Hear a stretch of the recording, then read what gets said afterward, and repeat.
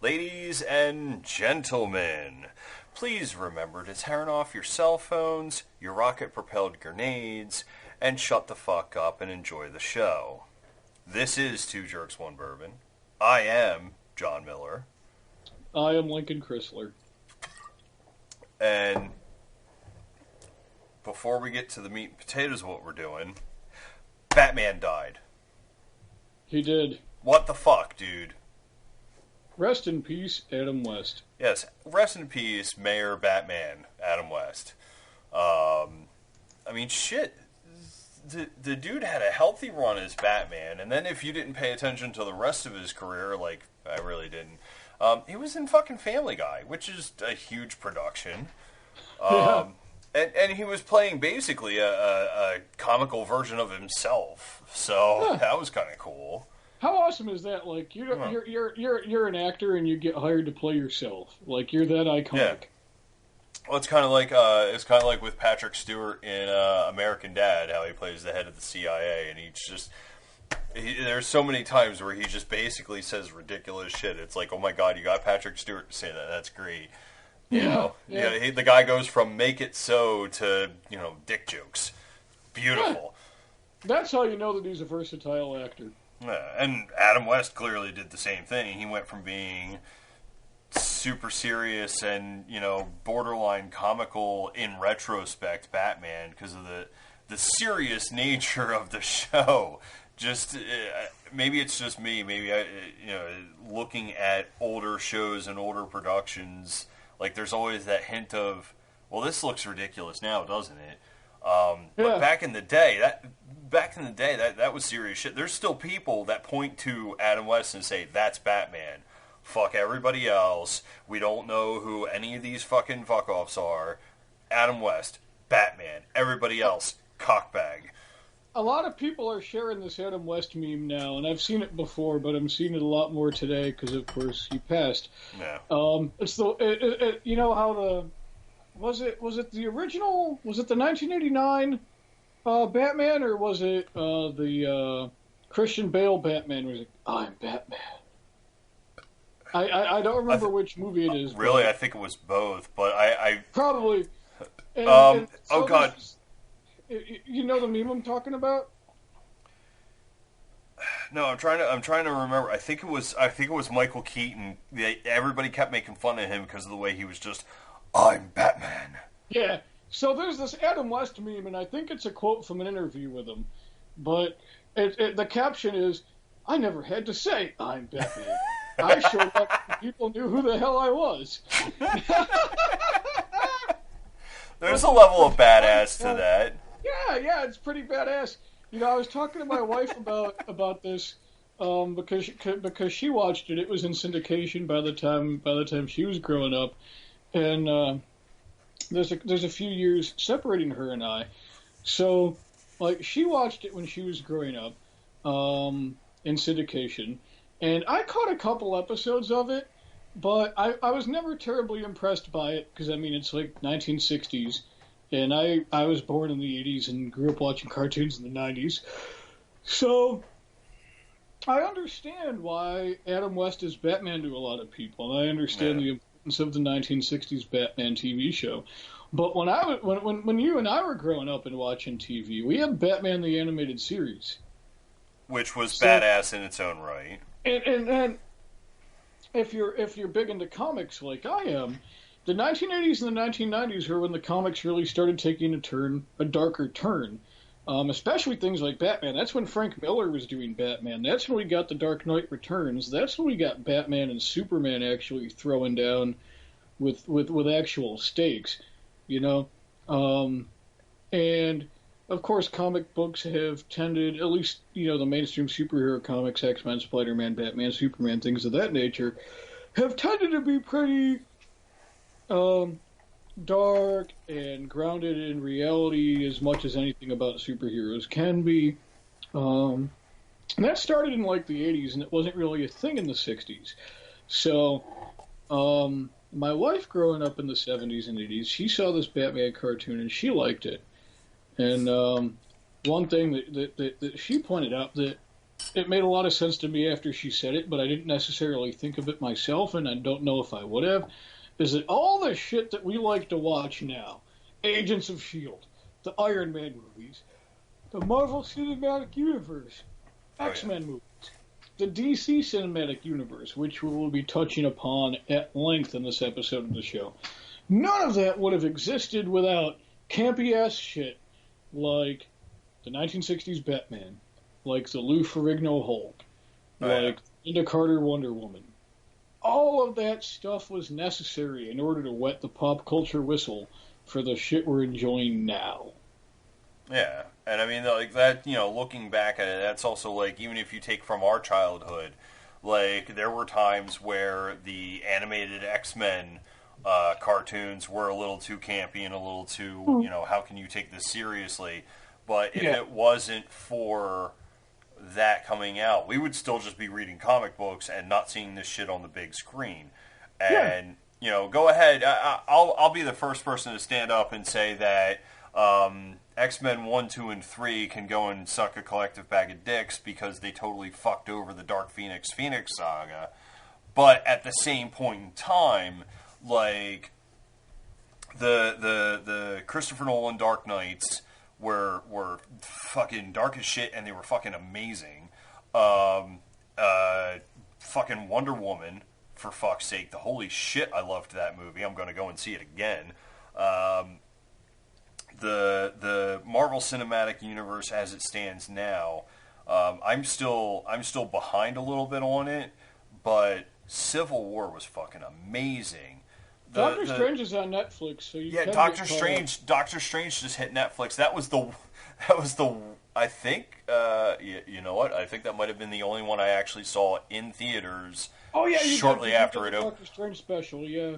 Yeah, and holy shit, to this day, I still say, I kind of hope that they go ahead and legalize pot, because I'd like to get fucking stoned and watch that movie in 3D. Holy shit, the visuals were fantastic.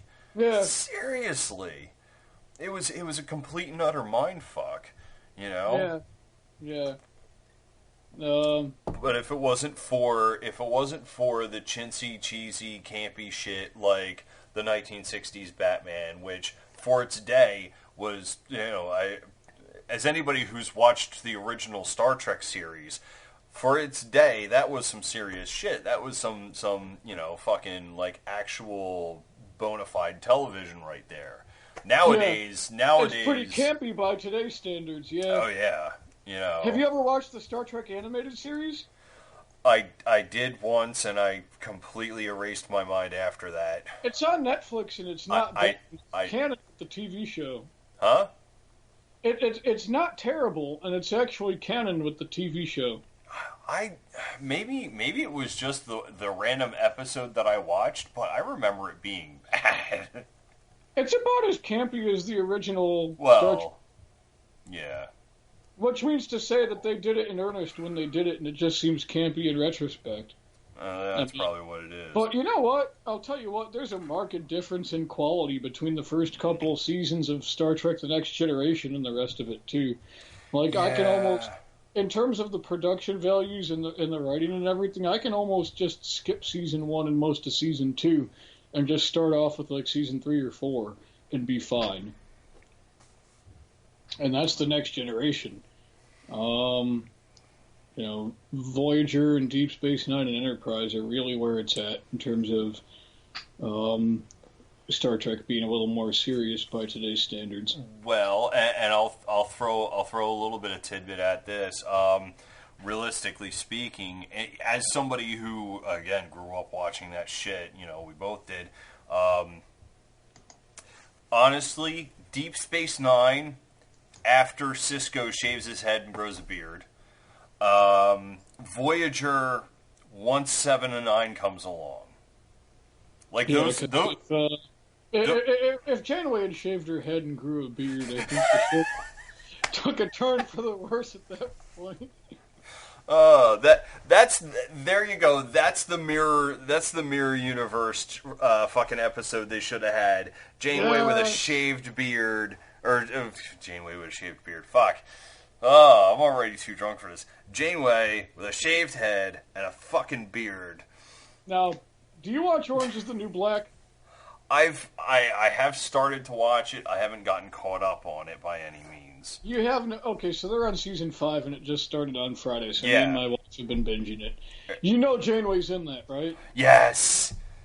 So and it's... Watching Kate Mulgrew play the character of Red really makes me cry, just thinking about how well she as an actress could have pulled off a mirror universe Janeway. Oh God, yes. Why they did like 5 goddamn mirror episode Deep Space Nines and didn't do any for fucking Voyager. Well, then to add insult to injury, to add insult to injury, I guess they knew that they were ending Enterprise, so they already had a mirror script for it. And there were parts of the Mirror Universe Enterprise that they did 2 episodes of it. They did 2 whole episodes. I mean, one built on the other, obviously, but you know it was a 2-part.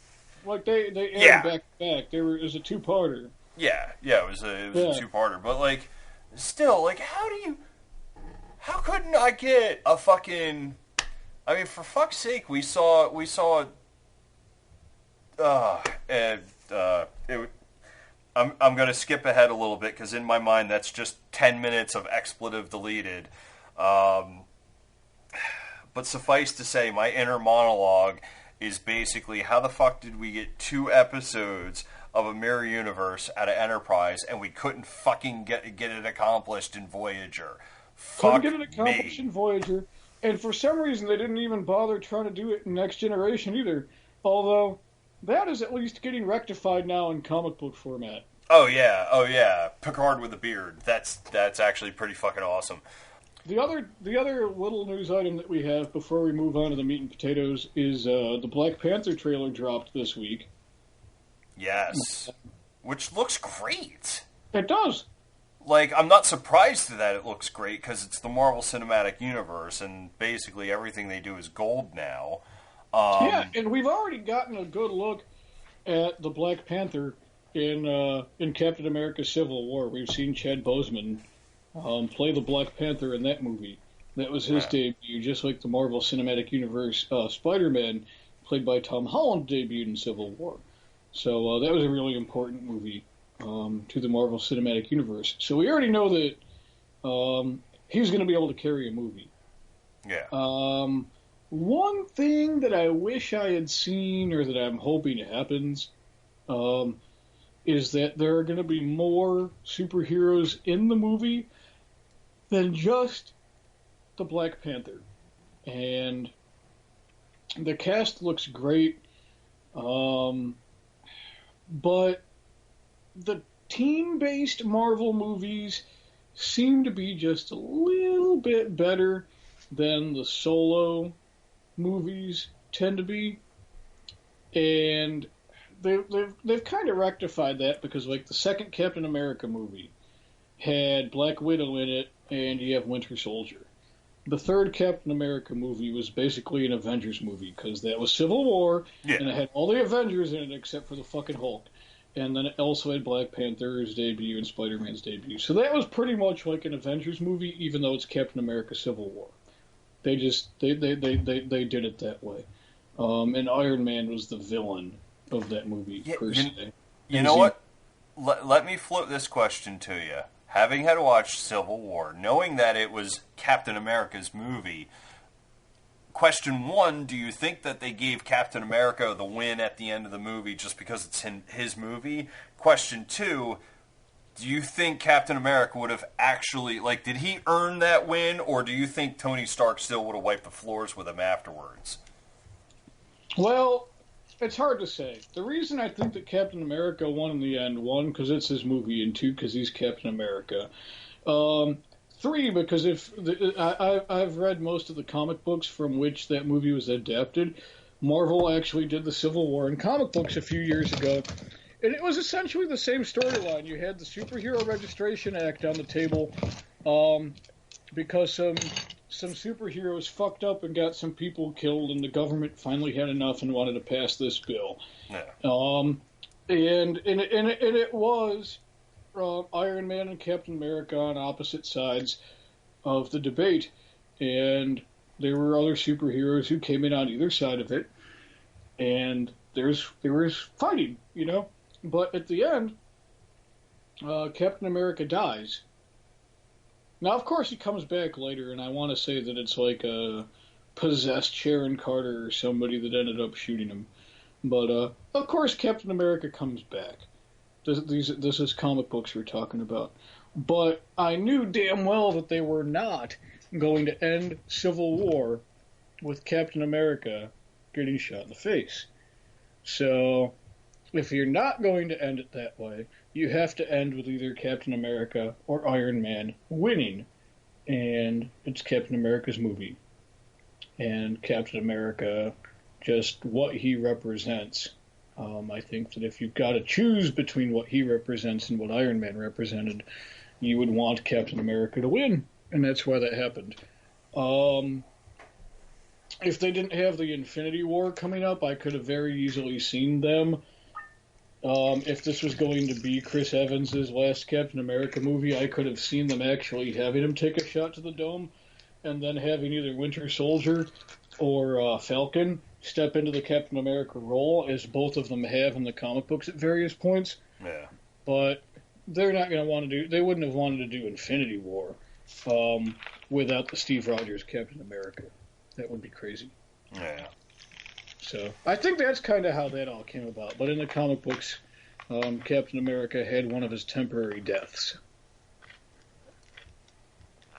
That's how that was. But like I was saying, I kind of hope there's going to be more heroes in this movie, because the Marvel movies tend to play off better the more heroes they have. The first couple Thor movies were kind of They're still better than a lot of other shit. Yeah. But compared to the rest of the Marvel Cinematic Universe, the Thor movies are But the third one is going to stomp so much goddamn ass, and it's largely in part because you're not only getting Thor, but you're getting the Hulk.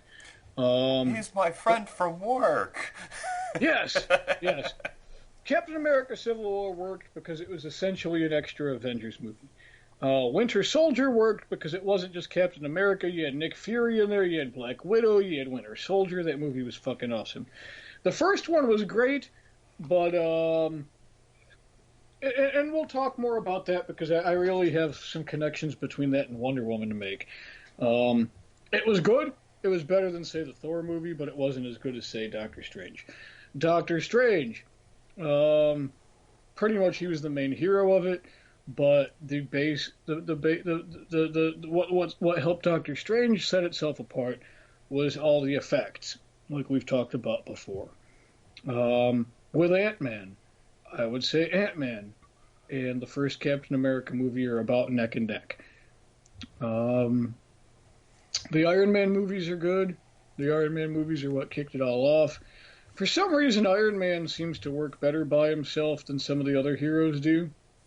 And I don't know if it's because of the writing and the directing, or if it's because it's Iron Man, or if it's because of Robert Downey Jr. I'm not sure. But his movies seem to work pretty good without necessarily having any other heroes. Whereas with Captain America and with Thor, you really want to plug in something like a Hulk or something like a Black Widow. So I'm kind of hoping that they plug something else into Black Panther, and we're just not seeing it yet in this first trailer. Well, I'd imagine that at some point, like, it seems...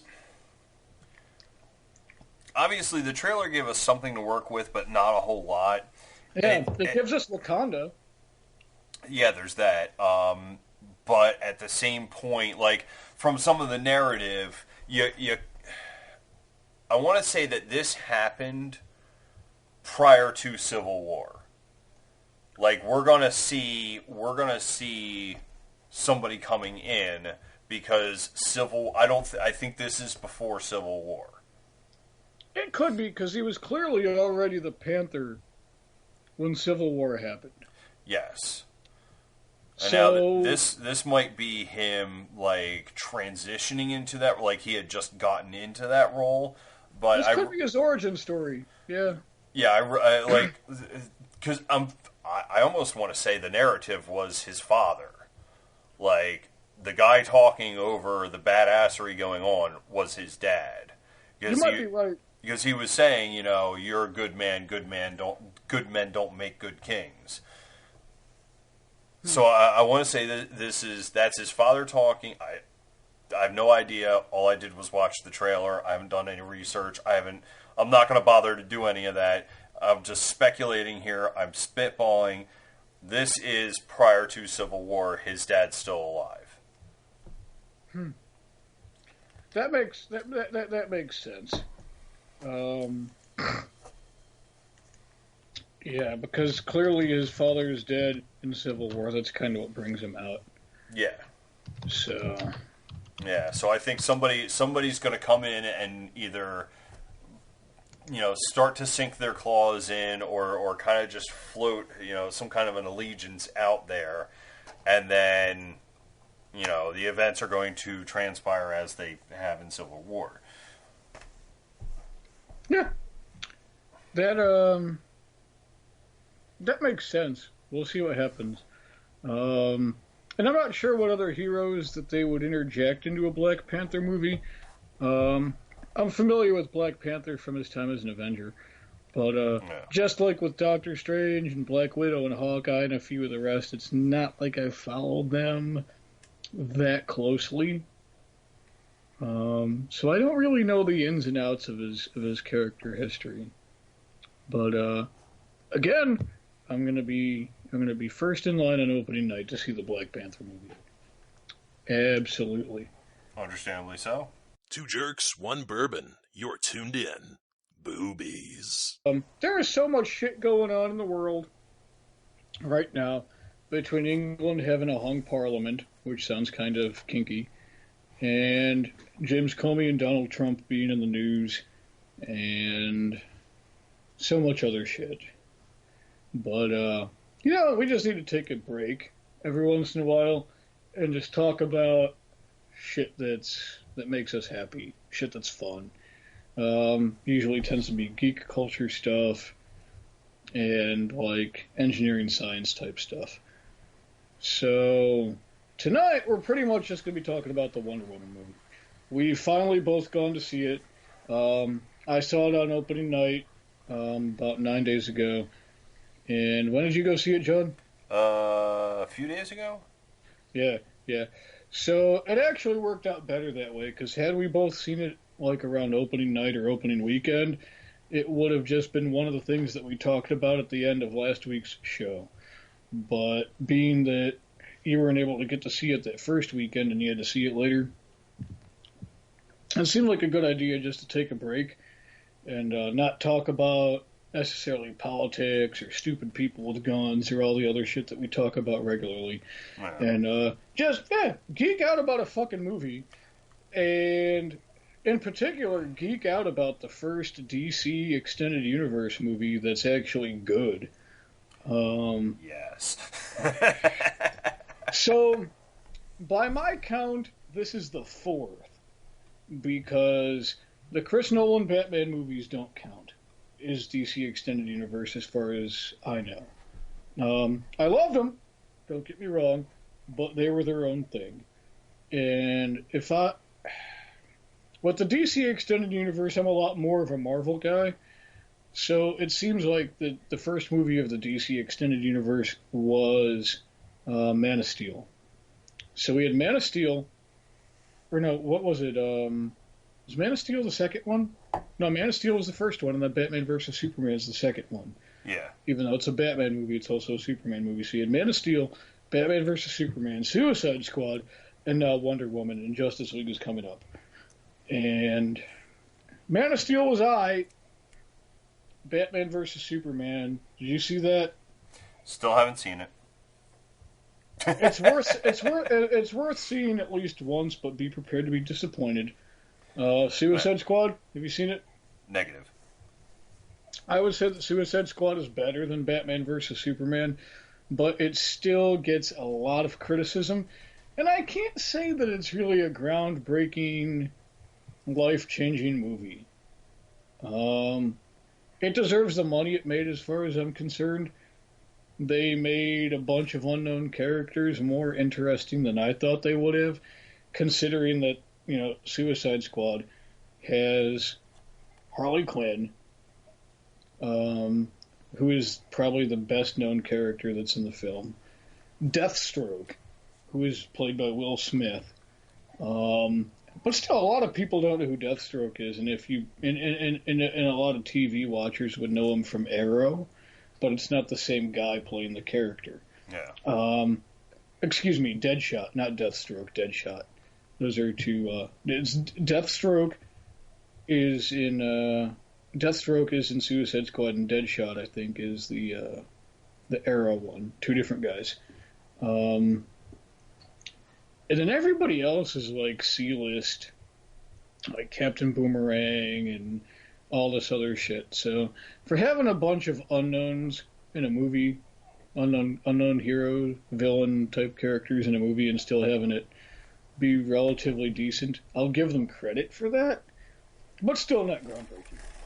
And still not enough to make up for Batman versus Superman, because Batman versus Superman could have been so much better with the source material that has existed throughout the last several decades that they could have drawn upon to have a Batman versus Superman fight. They should have just straight up done Dark Knight Returns. Instead of trying to throw Doomsday into the mix. And Lex Luthor is a complete freaking tits up. Lex Luthor is supposed to be an evil scientist, an evil businessman, an evil scientist, an evil politician, an evil mastermind, basically. And instead, he's like Joker light, the way he was written in that movie. And that's completely unforgivable. So I was kind of skeptical about the Wonder Woman movie when the news and the initial trailers were released. And it wasn't because of Wonder Woman, it was just because of the DC Universe's track record with movies. They haven't been that great. Yeah. So, still, I had to go see Wonder Woman on opening night. There's a few reasons for that.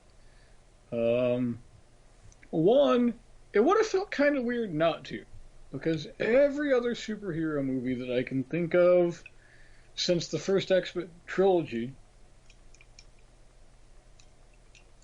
if I've been able to go see it the week it opened, I've done it. And it would have seemed weird not to do it for Wonder Woman as well. I don't really know a lot about the character. As far as any DC heroes go, I know a bit about Superman. I like Batman. I know a bit about The Flash, and I enjoy watching that show with my son.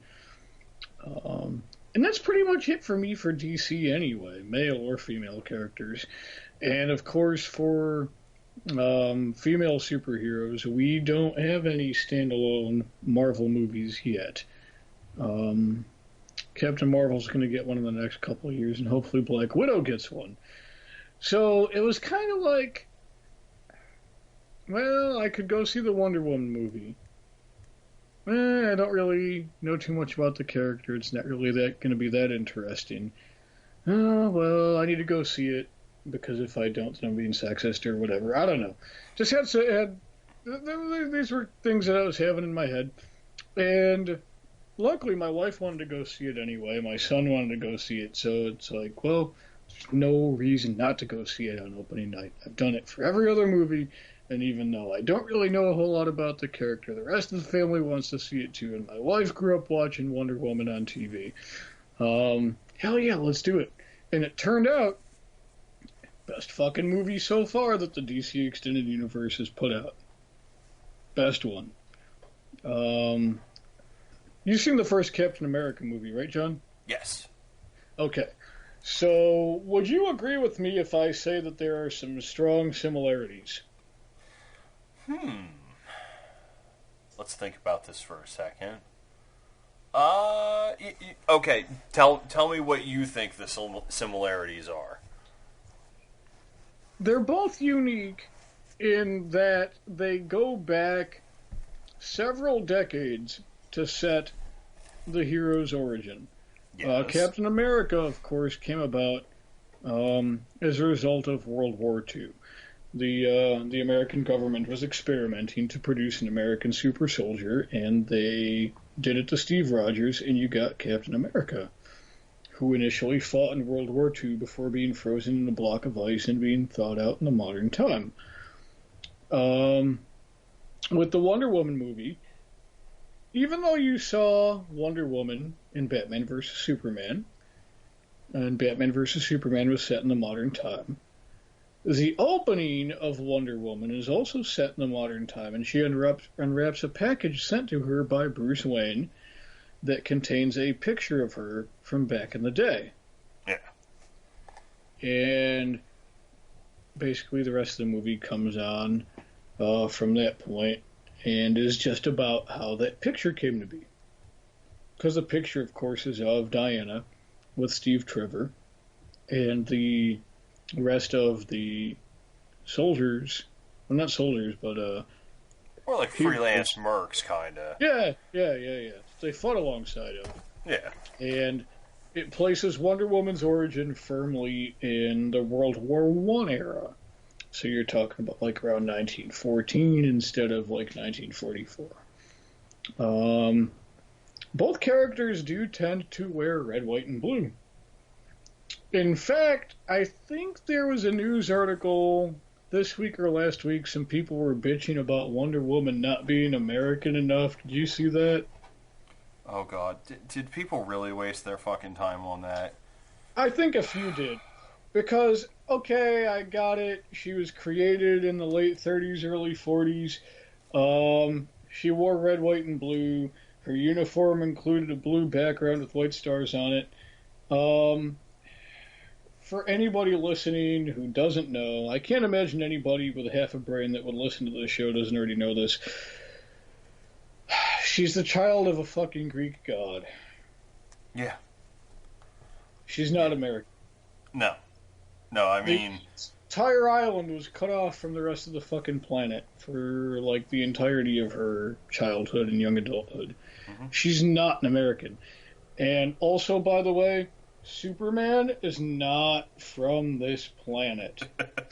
So he can't really be an American... I mean, he could be an American citizen, but Superman's not American. As far as anybody else knows, Clark Kent is. Well... we are... He's from another planet. Yeah. And Wonder Woman is not an American. So whoever it is that was frickin' squawking about Wonder Woman not being American enough, eat a hot bowl of dicks. She's not supposed to be. Yeah, and let's also keep in mind these are fictional characters we're talking about. Yeah. Whether or not they fucking spank it to the red, white, and blue, well, that really doesn't fucking matter. Because these are... This is the part about people that gets me fucking confused as shit. These are imaginary characters. Like, we see them on screens. We read about them in comic books. They're very real to us, yes. There's a lot of life lessons that you can learn from these characters, yes. Wonder Woman doesn't actually exist. She's not a real person. She's not a being that exists in the realm of reality. She's a work of fiction.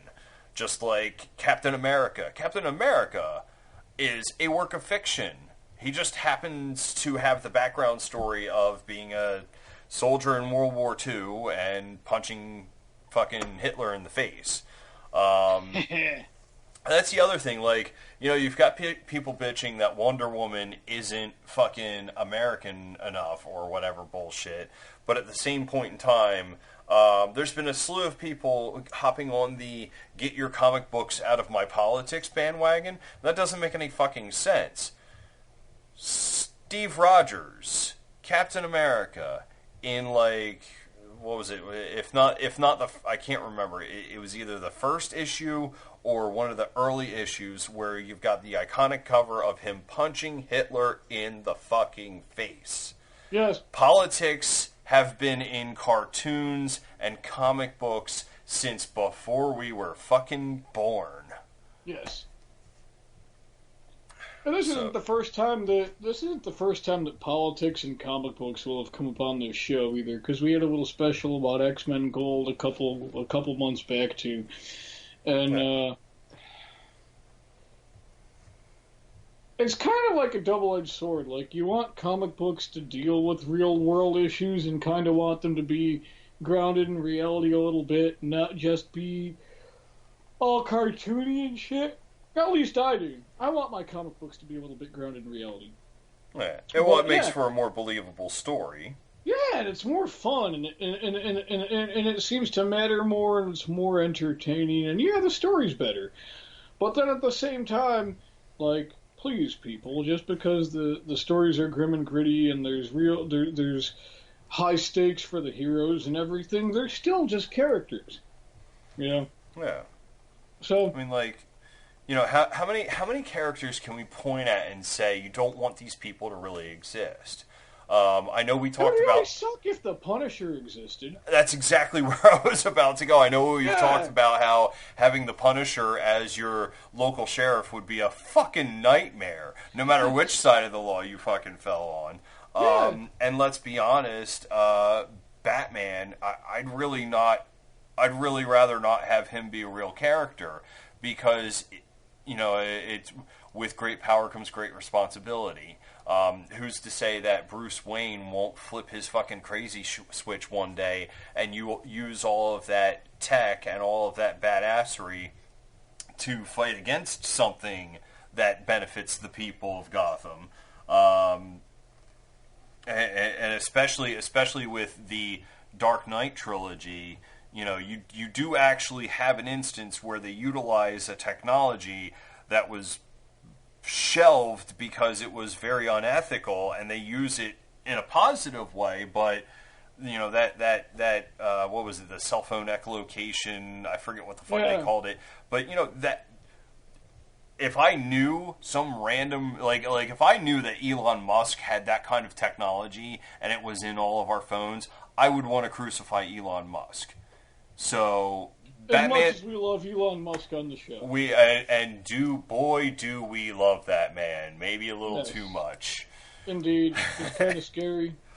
But you know, there's a level of realism, because you do have that these guys just want to make a better world. They exist in worlds very similar to ours. Anybody can point to Philly, New York, wherever, and say, okay, this has elements of Metropolis. This has elements of Gotham. This, these cities are built from our surrounding areas. There's a lot of reality that ends up pouring into comics, but at the same point in time, they're fucking fictional characters. It doesn't matter what nationality they are. It doesn't matter what fucking citizenship that they have. If there's not enough stars on Wonder Woman's fucking armor for you, then, again, I'll borrow the phrase, eat a bag of dicks. Because that shit doesn't matter. You know, there was a lot of people, there was a lot of people crying about fucking, the Marvel Cinematic Universe's Captain Rogers, because, where'd you get the idea for his costume? The fucking Puerto Rican flag? When, oddly enough, there was actually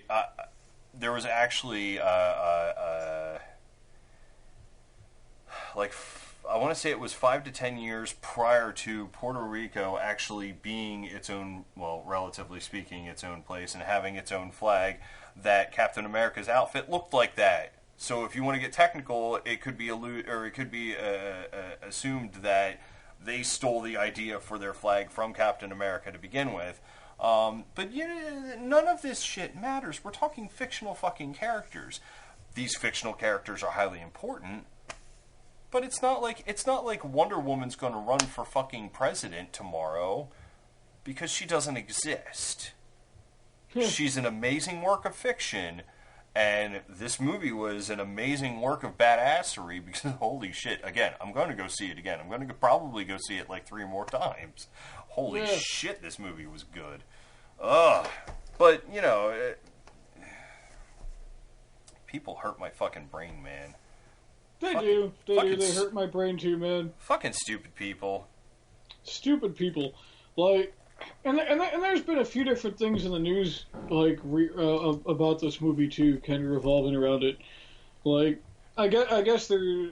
You found the article. Is there is there a movie theater getting sued because they had a women's only night for Wonder Woman or something? Top of my head, yes. I think it was Austin, Texas, but don't quote me on that yet. Yeah. But yeah, there was a movie theater that, as one of their fucking things to do, they decided to go ahead and have a women's only showing of Wonder Woman. The response was so amazing that they had a second women's only showing of this movie. Now, last I checked, I'm not a woman. I don't think you are. No, I'm pretty sure I'm not. But the penis between my legs would definitely be an indicator. You know what? I'm to this day, as much as I try and be acceptive of all peoples, regardless of gender. I'm pretty fucking glad I got born with a penis. This shit's awesome. Yeah. Not saying that anything else wouldn't be, but the only experience I have, I'm very thankful for. But yeah, like, at no point would I devolve my intelligence level to assume that, you know, one movie theater decides to have a women's only night showing of a movie starring a badass woman. Because again, holy fucking shit, was this movie badass? For somebody to sit there and get fucking seriously butthurt about the fact that they couldn't watch a movie at a theater on one night or two nights, like, it's not like they said we're never going to show or we're never going to sell a ticket to a man ever again. It was. Yeah. You know, it was one or two nights where they did a women's only showing, and they had other showings. Yeah, they had other showings. It's not Yeah. like, you know, it's not like and again, granted, yes, for me, my options are basically I have to drive 30 minutes in order to see a movie in a theater, no matter which direction I go, at least 30 minutes, but if I can afford a movie ticket, that also means I can afford the transportation to get there. And, you know, back when me and you were in high school, yeah, we could have afforded to watch a movie, but we didn't have a car, or we didn't have a way of getting there. Nowadays, motherfuckers got Uber and Lyft and shit like that. Do you know how easy it is to get a ride to literally wherever the fuck you want? There are stories in the news about how people get somebody will get an Uber and it'll be like for a destination 5 hours away. Myself personally, as an Uber driver, I have driven, hour and a half, 2 hours away from where I live. And I'm not complaining. That shit was fun. But, you know, motherfuckers nowadays have the ability to as long as you have a job, as long as you have some kind of a form of income, and again, it's not like you can just walk into a movie theater and see a movie for free. And if you can, I want that superpower. So please tell me how you do it. But, you know, we're imagining that in order to watch a movie, you have to have some kind of a source of income. And if you have a source of income, spend another extra $5 or $10 to call an Uber and get your ass to the movie theater. I bet you every single one of these butthurt guys, they're not butthurt because they wanted to watch Wonder Woman. They're not butthurt because some movie, the only movie theater in like a 5-hour radius decided to not sell tickets to men twice. It's I bet you most of it is people are being upset because people want to be upset, and it's a bunch of people that don't understand. This was a marketing ploy. Businesses do this shit all the time. There's shit. I'm sure you've seen at least one business that's perpetually been going out of business for like 10, 15 years. For me, there right down Route 38, there was a fucking like a frame store that has been around for a billion millennia, and for at least the last 10 years that I can think of, they've had some kind of going out of business sale constantly happening, and they finally shut down, which is kind of sad, because that running joke is now over. But, like, you know, there's all kinds of, you know, Father's Day advertisements, Mother's Day advertisements, and there's people that are butthurt about this fucking movie theater showing a movie, and the reason that they're butthurt is because they were discriminated against. Now, I'll be the first person to stand up and say we shouldn't discriminate because it's bad. Discrimination is bad, flat out, 100% across the board. I'm right there with all you guys. Nobody should ever be discriminated against.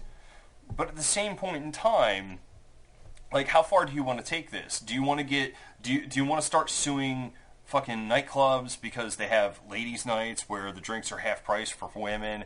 Do you want to start, throwing lawsuits against Hallmark every time they have a Mother's Day sale because, well, what about Father's Day? At what point do you say enough is enough? Granted, yes, were this me, and this is a probably the point where I get a little screwy myself. Realistically speaking, they should balance the equation. They had as much as I hate what I'm about to say, I'm going to say it anyways. There was a comment on Facebook that I agree with. Where's the men's only screaming? Where's the men's only screening? Hello, Freud. Where's the men's only screening for, like, some shit like Thor or something, or, you know, the next football jock movie? I'm not saying that I want that. I'm not saying that as a male, I don't. At no point am I going to sit there and say I want that or I deserve that. But if this establishment wants to alleviate the headache of it's now a lawsuit, to one extent, I think the lawsuit's crazy. To another extent, I kind of agree. That's a level of discrimination. Is it the level that needs a lawsuit? Is it the level that needs, hundreds of dudes butthurt as fuck over the internet? No. Realistically speaking, it's been taken too far. And, one would assume that logic would take over and say, okay, well, you guys are absolute idiots.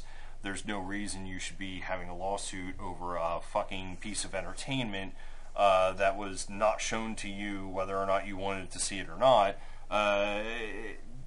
Get the fuck over yourselves. But the wrong judge, the wrong jury, the wrong prosecution could turn the tides of that story, which does suck severely. So would I like to see that movie theater possibly expand that? Because obviously it was good for business. They did 2 showings. They got plenty of free advertising out of the news articles. Oh yeah, shit ton of advertising. I mean, I would go and see a movie there just because they went ahead and pulled that stunt. That was great. And the businessman in me sees that this makes perfect sense.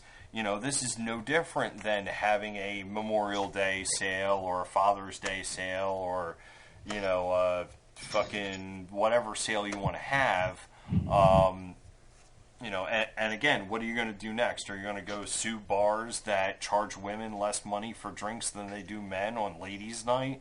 Like, this is absurd. This is flat out absurd. Yeah, I think this is one of our just frivolous, bullshit ass freaking lawsuit things, and yeah. I don't think it should get any traction. They are a business. If they want to run the risk of losing money by not selling tickets to men, who are approximately half the population of the planet, if they want to assume that risk as a business, I say go for it. If they make their money, then they chose wisely. If they do not, then they've learned their fucking lesson. Yeah. At any rate, if somebody, who the hell's going to feel ass hurt about that shit? This movie is the first major superhero movie to have a female lead. Catwoman does not count. The Halle Berry Catwoman movie does not count. As far as I can tell, and I track this shit rather well, we're not going to see anything that could possibly be like it until 2018 or 19 when Captain Marvel comes out. Yeah. It's directed by a woman, which is the first for a superhero film, for a major superhero film to have a female director. And it is, as of right now, the largest grossing film by a female director. Now, do I agree that in 2017 these things should not be an issue? Yes, I do. I don't think that by the year 2017 I would have expected that we would give a rat's hairy ass about sex or gender or who's directing a movie or how many films have had a female lead. Like, I would have thought 20, 30 years ago, when I was a kid, I would have thought that by now we would be living on the moon, you know? Wow. Putting a starship into orbit to go to another freaking solar system. You know, probably have matter, like point-to-point transport, like in Star Trek. Like, shit like that, fucking hoverboards, you know? I wouldn't have thought that we would still be hearing people calling each other the N-word on national TV and freaking out because a female superhero movie is making a lot of money. Like, I wouldn't have thought that would have been the kind of thing that would be a big deal by 2017. So, since it is, then I don't have a problem with it. Let these movie theaters attempt to make a little money off of a woman's only themed night for Wonder Woman. How many women grew up freaking idolizing Wonder Woman? That's half the reason that I freaking went to the damn movie. I'm not gonna lie. I love superheroes. Freaking, they're just Wonder Woman's never been in the top 10. Most DC heroes are not in the top 10. I'm a huge X-Men and Spider-Man fan. My wife's half the reason that I went to Wonder Woman, and wanting my son to go to a movie like this while he's at an impressionable age, I thought it was a worthwhile learning experience for my son to go to this movie, because it's nothing like anything else that he's seen. He's gone to all the major superhero movies with me, except for a couple like, Logan. I wasn't going to take him to Logan. He was like 8 when it came out. Yeah. But so I definitely wanted my boy to learn a lesson from going to see the first female superhero movie, the first big one, That was a large part of it. My wife was a large part of it because she grew up watching the Linda Carter Wonder Woman. She had Wonder Woman underoos, shit like that. Probably the only time I've ever discussed my wife's underwear with another man. So you should feel honored. But so I mean, it is as important and as iconic as the character is. Why the fuck not? Is it kind of weird that we've never had a men's only Batman night? I mean, whatever. But is it lawsuit worthy? Fuck no, it's not lawsuit worthy. Oh shit. Well, I mean, what other articles did you dig up for this? Because we're beating this dead horse. People are fucking idiots. Yeah, people are fucking idiots, and say what you will about that particular business. I hope this lawsuit fucking fades away. And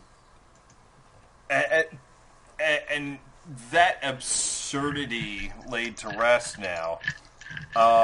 You remember the boat scene, right? Yes. Yes, the boat scene apparently was pretty much just kind of ad-libbed, kind of, improv on the spot. When the boat comes through the bubble and Steve Trevor is found on the shore. Is that the part you're talking about? No. I'm talking about when him and Diana are talking on the boat. Yes, when they're talking on the boat and she lays down and she's like, "Well, why aren't you laying next to me and sleeping? Why are you going to go ahead and sleep all the way over there?" And Chris Pine's butthole puckers because this is he's he's not playing Captain Kirk. I'm going to bang everything on the face of the universe. He's playing mild-mannered, well, that's the other thing, mild-mannered World War I spy. The exchange, the banter that they have, which, one of the hilarious points being where Wonder Woman says something along the lines of, I've learned that men are necessary for reproduction, but pretty much not even needed, not even useful in the pleasure department. Like that whole scene. There were times where it was kind of campy because you could tell that you could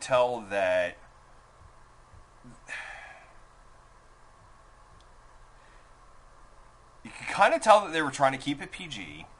You could kind of tell that they were trying to make it.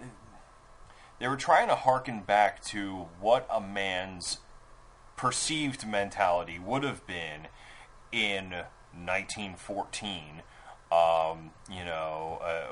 Whereas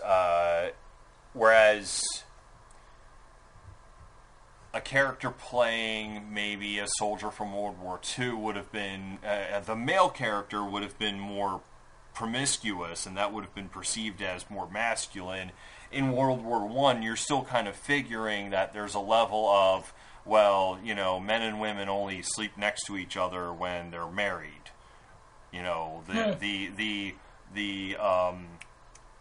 Desi and Lucy have two different beds, kind of a setup.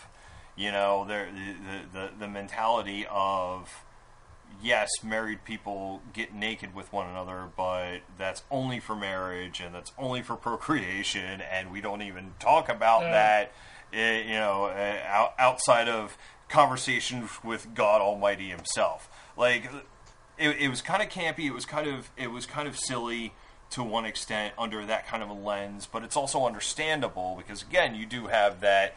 We do perceive people from 100 years ago being, a little more prim and proper and a little less promiscuous than maybe the mainstream would be nowadays.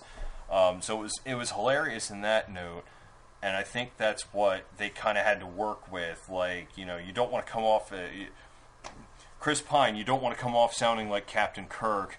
And, Wonder Woman was made from clay, and she's on an island surrounded by women, completely cut off from mankind. So,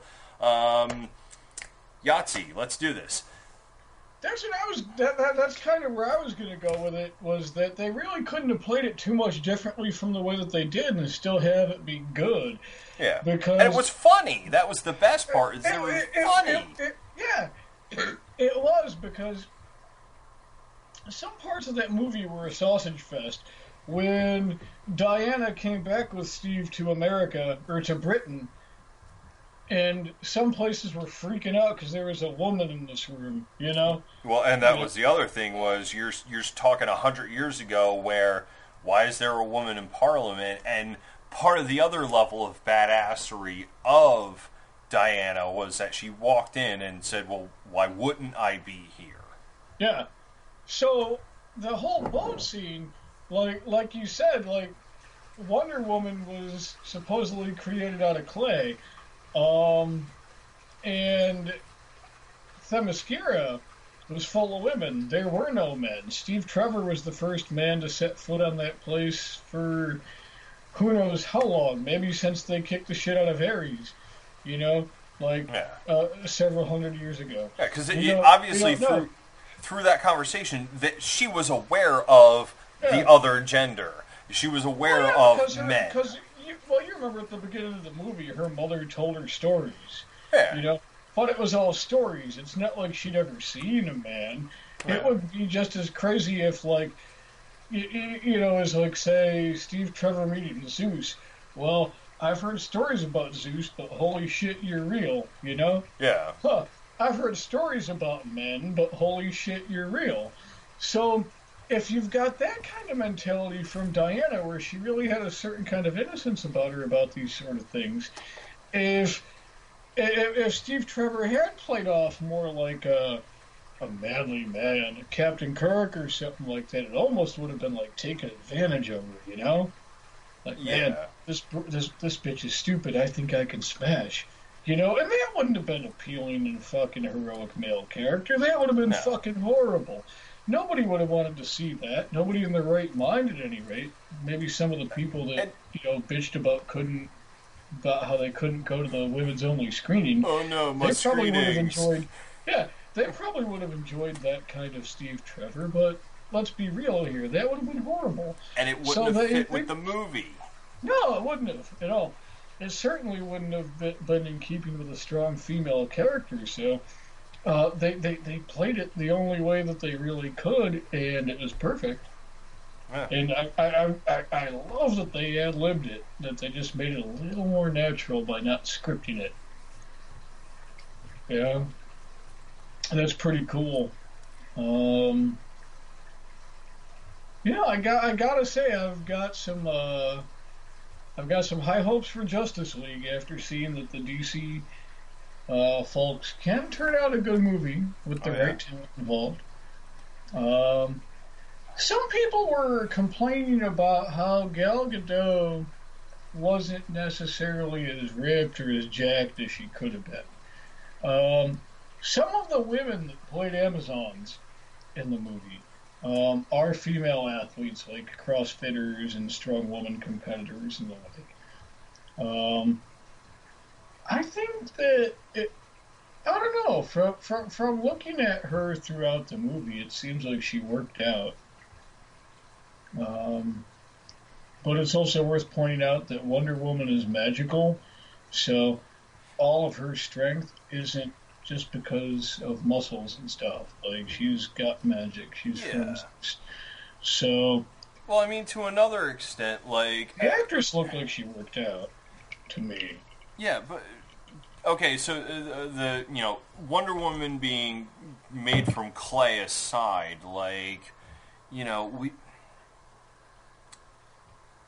probably the best way of explaining it is Arnold Schwarzenegger in his peak when he was Mr. Universe and he was flexing those muscles. The difference between him and the guy that you occasionally catch on TV who looks like he's got a gut, but somehow or another can still manage to pull an 18-wheeler by putting a belt around his gut and attaching that belt to a fucking 18-wheeler. The difference there is basically Arnold Schwarzenegger. Yes, I would not want to get into like an arm wrestling contest with him. Most certainly wouldn't want to take a punch from him. But for the most part, when guys bulk up their muscles like that, it's mostly for show. There's definitely some strength behind those muscles, but it's mostly for show. When you've got guys that are picking up like, earth mover tires and throwing them around like they're pieces of candy, you've got guys that are strapping a 18-wheeler to themselves and pulling it forward. The Mountain from fucking Game of Thrones. Yeah. He's not jacked and ripped, but he is one of the strongest human beings on the face of the planet. Yes, he is. So you don't. A lot of people associate ripped, bulky muscles with strength, and that's definitely not necessarily the case. Again, I would never want to take a punch from Arnold Schwarzenegger in his prime. I would never want to arm wrestle him. I am a weak little manlet, and I am definitely not strong enough to even pretend to compete on that kind of a level. That much aside, when you have guys that are getting ripped for things like Mr. Universe and bodybuilding contests, those muscles are mostly for show. So the fact that a fictional character created from clay doesn't necessarily look jacked and ripped, that's completely okay. That's that's not where you get your source of strength from. There's been different representations of Wonder Woman in the comic books too. In some of them, she looks like a woman and she just happens to have magical strength. In some of them, she happens to be kind of jacked and she looks like something that half the men on the planet wouldn't want to take a punch from. It just depends on the artist involved. But I just wanted to address it because it seemed like one of those things that came up was that some people were complaining that she didn't look strong enough. I think she looked plenty strong, Oh yeah. and it's obvious that she put some work into getting ready for the role. And I mean, if you're talking about, well, does she look like a woman that can take a tank round to the chest? Well, A, nobody in the real world can take a tank round to the chest, and B, magic is half the reason why she can take a tank round to the chest. The Yeah. Amazons in the movies, in this movie, were, for the most part, fighting women. Diana is a princess. She was the daughter of the queen. Okay? Even had she been a normal-born woman, being the daughter of royalty, like, how much work would she really have to do? Yeah. It's just because the women of the island of Themyscira were tended towards fighting that Diana got into fighting. But it's not like she necessarily had to do a whole hell of a lot. Her mother was the queen. Yeah. And for what it's worth, her mother protected her Yeah. from that kind of a lifestyle for a Didn't good even want chunk her to of it. fucking learn how to fight. Yeah. Which the other thing I want to mention is Robin Wright. Holy shit. Oh. So she played Diana's aunt. She played the Amazon general in the beginning of the movie, and she fucking rocked it. Oh yeah. Holy shit, she was fucking great. Robin Wright is of course Kevin Spacey's wife in House of Cards, which is basically a political Game of Thrones type story. Oh god, Set in yeah. Washington, D.C. And she's pretty awesome. And of course, Robin Wright was also in The Princess Bride. So Where she was pretty awesome. yeah. So she has a long and storied history, and she gets to cap it off with being an Amazon general, and she freaking kicked ass at it. Yep. Freaking shooting 3 motherfuckers at a time with 3 arrows. Oh, oh god, that was so good. It was. The fight scenes in that movie were badass. And you know what? There were people that complained about that, about how Diana's moving too fast. Wonder Woman's moving too fast. It's not believable. She's a fucking god, for fuck's sakes. And then like you say, you have a scene where the Amazon general is jumping up into the air and somehow or another pulls off that she's loading up 3 arrows, and as she's coming down, it's like, well, let's just go ahead and plug them in the chest, all 3 of them. Flip, boom. And this is one of the people that is not the daughter of a god. Yes, this is just A regular Amazon. Definitely not a woman you want to take a punch in the face from. Yeah. But she's still doing it. Oh yeah, dude. There was, you know what? As a professional male who's been doing this for over 3 decades, I'd like to go ahead and say that yes, there were elements of this movie that, as a male who likes females way too much, there were definitely parts of this movie that were hot, but it's not so much hot in the I could masturbate to this sense, because that's not what you should be doing to this movie. I wasn't watching the movie with a fucking boner or anything. No, but it's more like a mental boner. Yeah. Am I right? It's more yeah. like a holy shit. What?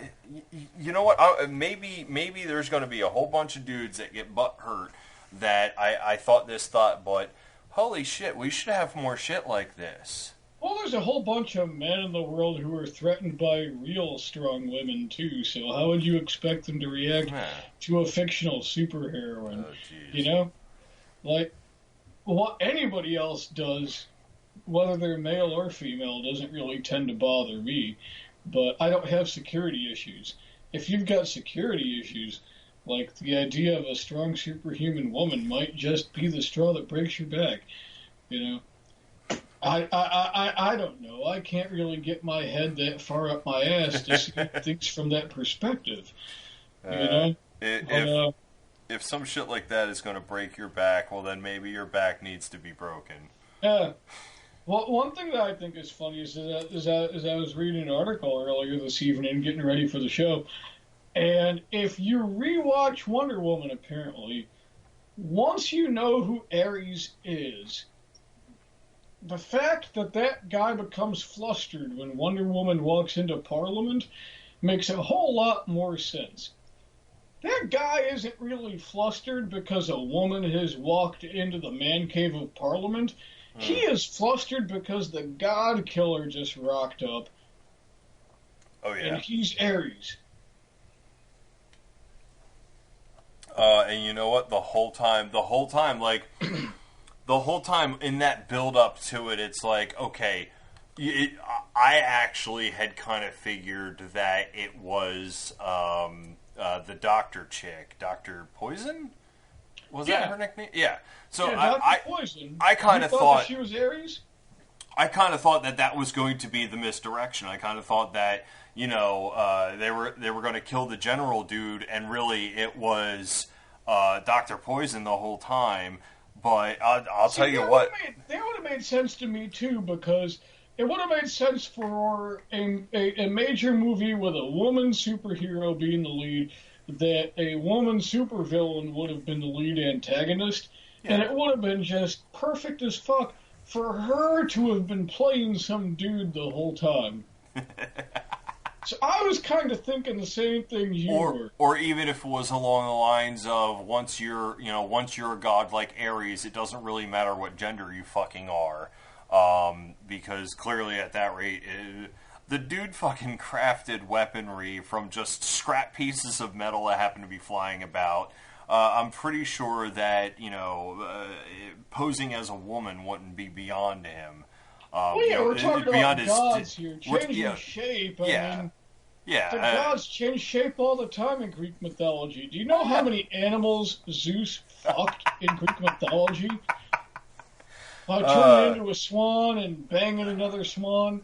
You know, I mean, shit. Oh, God. So, yeah, Ares being a woman, that wouldn't have been a big deal. Yeah, because, I mean, like, the whole point behind Ares was supposed to be that Ares was going to keep instigating men to go to war with one another, and basically at this rate, in retrospect, it's the second best, but the second best ploy would have been, hey, I have this severely fucked up chemical toxin thing that could turn the tides of war in our favor, and then you get the ear of one good general, and there you go. You've got an uprising, and you've got one guy going ahead and saying, "Fuck it, we're going to kill them all." And that's exactly what Ares' thing would have been. Let's keep this war fucking going. I think if anything can be said to be a weakness in the movie, I would say that Ares could have been better. I mean, Ares' his fucking backstory. Well, not backstory because we know the backstory, but his in the middle story of I got the shit kicked out of me, and then I decided to come back and be crafty as fuck about shit instead of just He-Man smash. That kind of made up for it. Although it did seem a little weird that the guy who is capable of turning man against man didn't just mind control all the other German soldiers and have them just bum rush Diana in some weird 1,000 combatant pile up or something.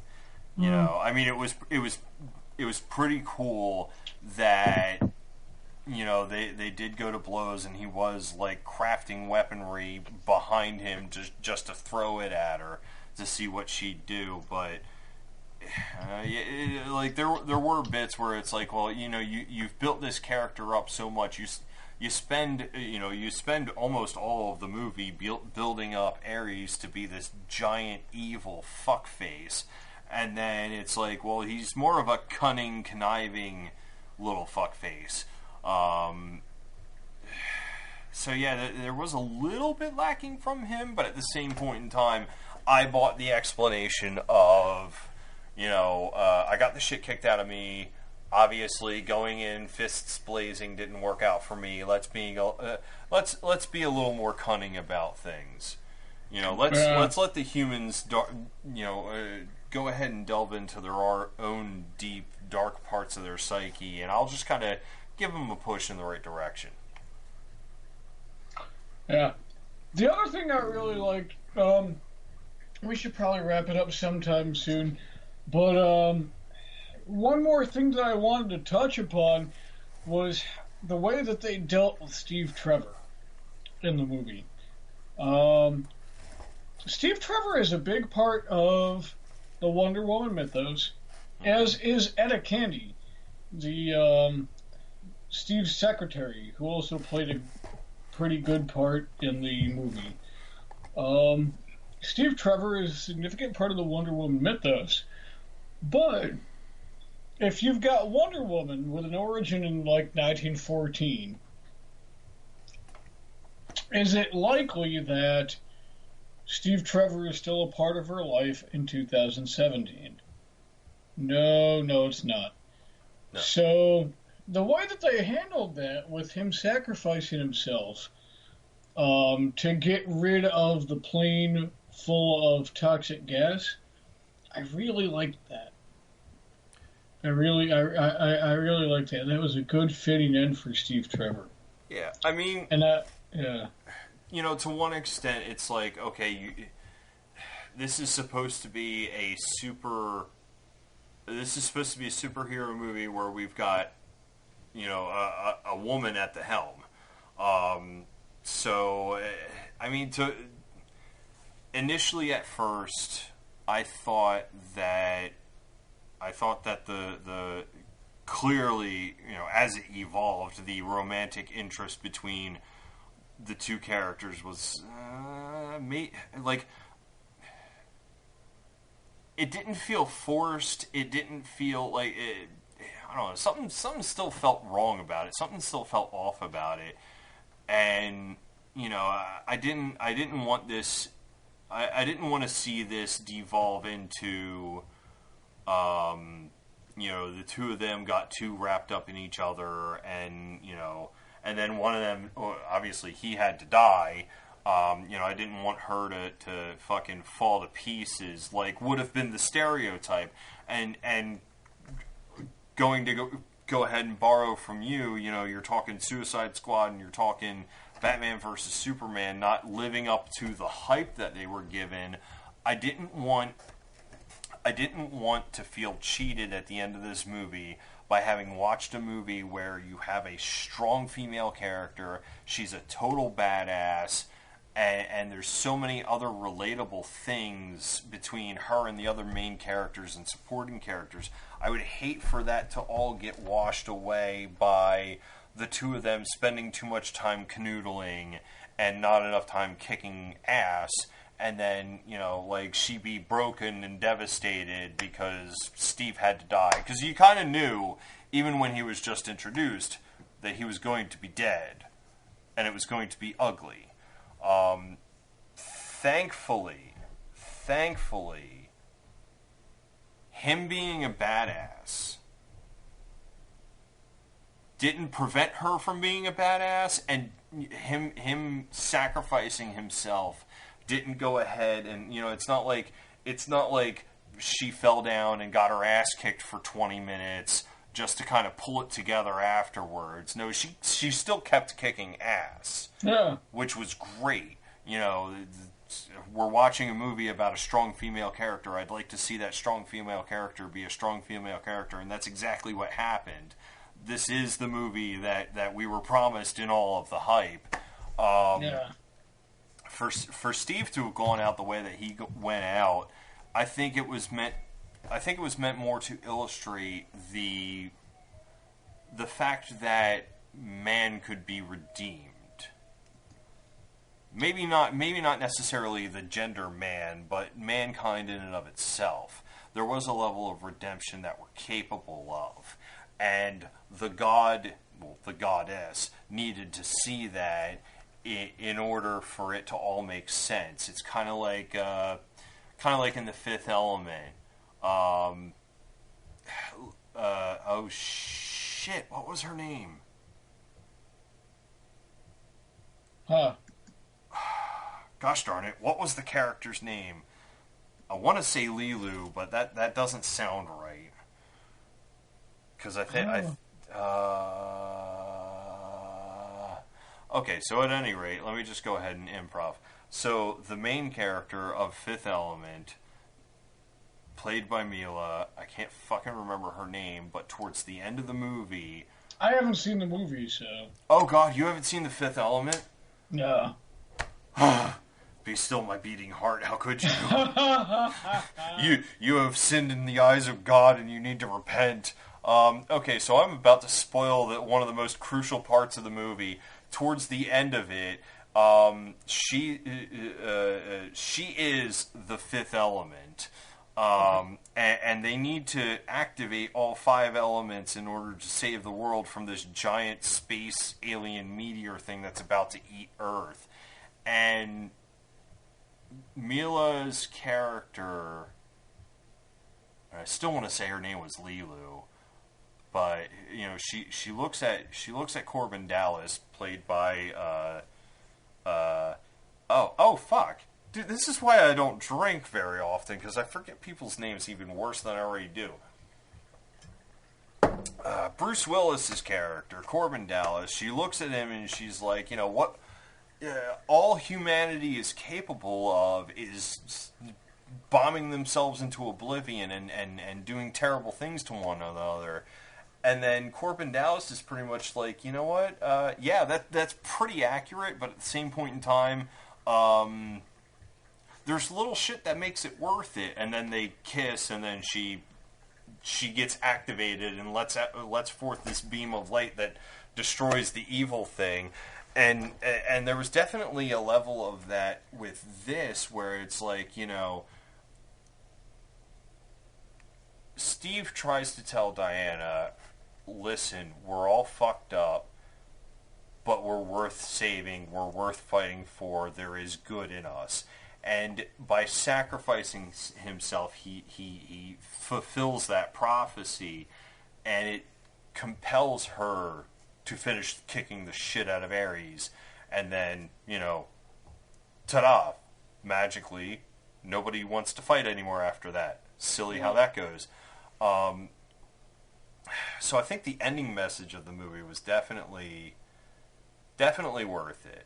And again, I am definitely going to see this movie again. I may go crazy and see it multiple times. I really enjoyed this film. Like, no, all bullshitting aside, I didn't enjoy it because there was, badass women in slightly revealing outfits. Because even the outfits weren't really revealing.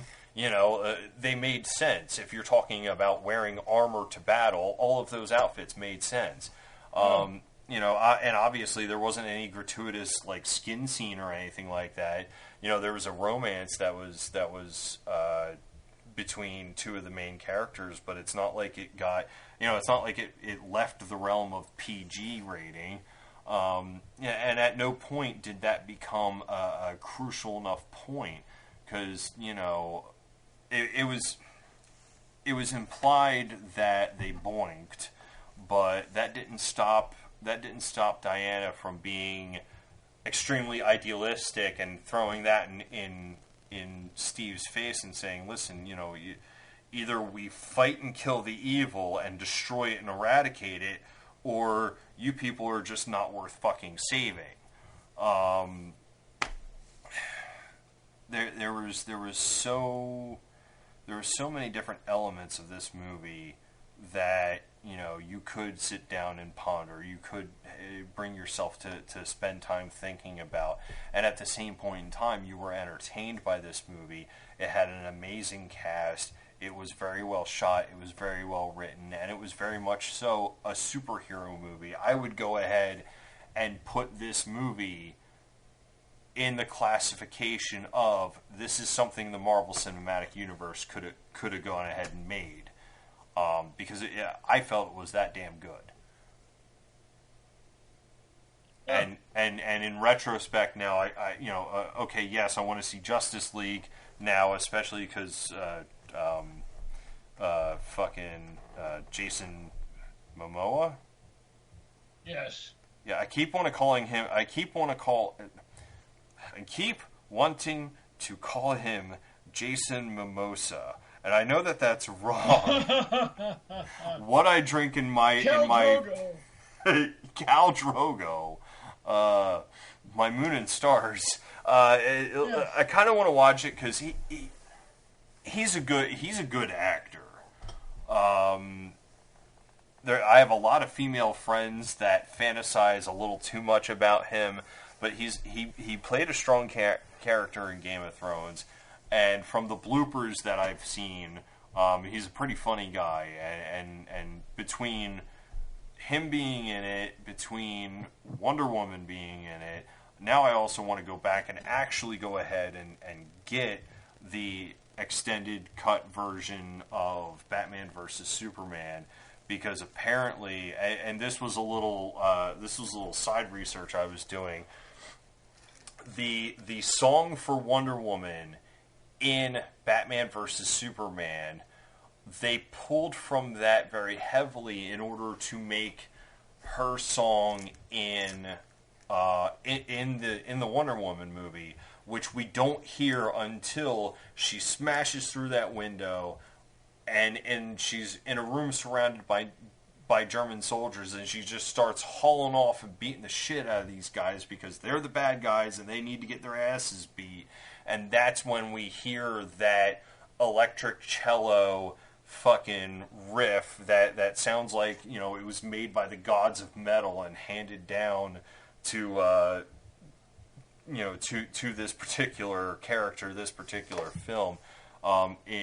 It's worth noting that was one of the reasons why that you didn't hear it until towards the end of the movie, when Wonder Woman steps up and says, "All right, time to be a badass." Yeah. Because this took place before Batman vs. Superman, where when she apparently arrives on the scene in Batman vs. Superman, and I don't know what the leading up to that was, but she kind of just slams onto the scene and she's like, "All right, I'm here. Time for me to kick some ass." And that was one of the reasons why they did it the way that they did it, even though this movie was made after that movie. This song was made after that song. They wanted it to be a build-up. They wanted it to be more of a coming of age, a stepping into the proper role. Whereas in Batman vs. Superman, she's already in that role of, I'm here to be a badass. Yeah.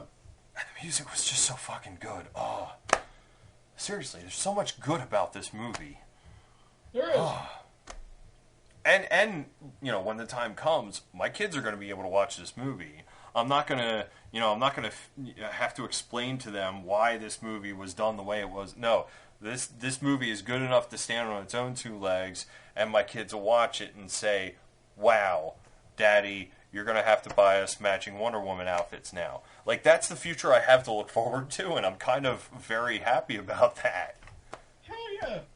And I can't think of a better note to end the episode on, really, than the kind of idea that this movie will inspire little girls to be superheroes, like real superheroes. Yes. Know? Take your daughters and sisters and mothers to this movie and show them that, yes, it is totally kosher to be a badass, because that's what this movie is.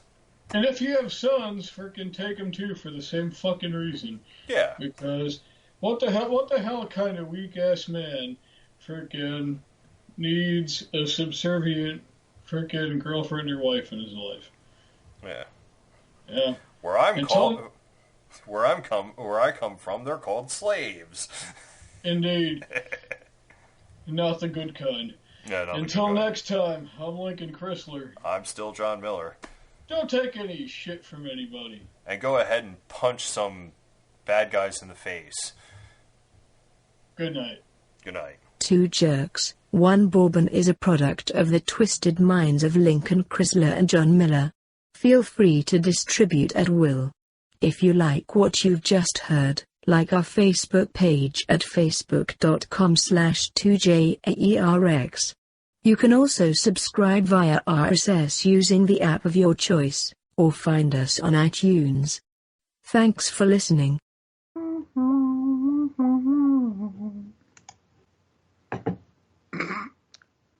One of my friends is looking for pictures of Rainbow Bright on the internet and is wondering why she's finding so much Rainbow Bright porn.